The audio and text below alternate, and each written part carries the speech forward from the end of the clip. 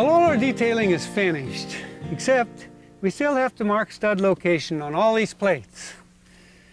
When I was learning to be a carpenter back in the late 40s, I was taught to hook my tape on the outside, mark 16 inches on center, 32, 48, and so on, down the line, never changing layout at all. But since then, I've learned to change and do things just a little bit more efficiently. First of all, we use this layout stick.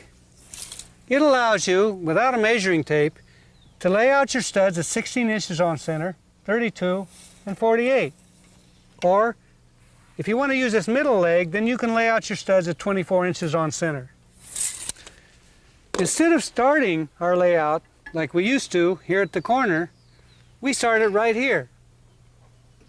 And that's because at that point, we have a corner that's going to set in there, so we already have a stud there. So that's where we begin our layout.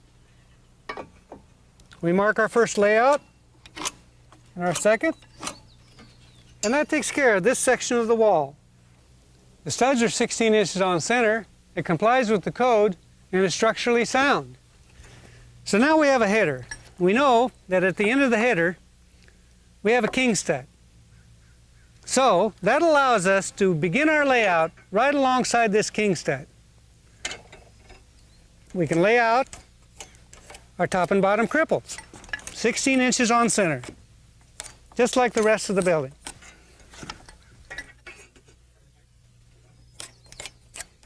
Here we are at the end of the header again, another king stud. So we can change layout again. Beginning right there, we take off 16 inches on center. Now, here's something that's interesting.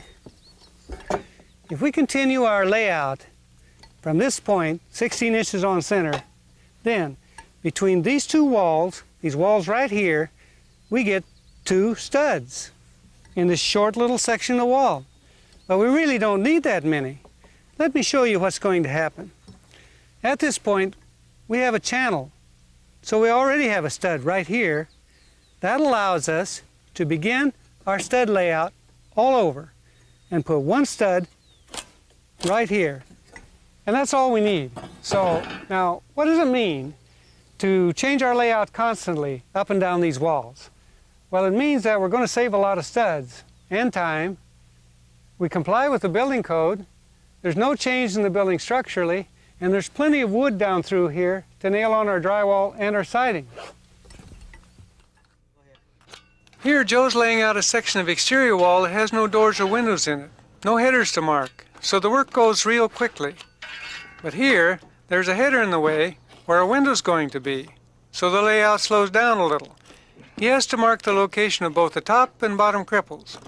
Joe first extends his line down on the header, then marks the plates by eye.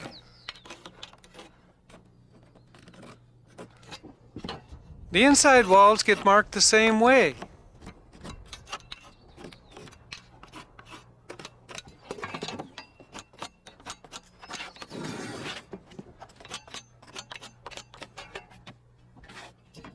Here, he's using the long prongs so he can mark across the two flat plates at once.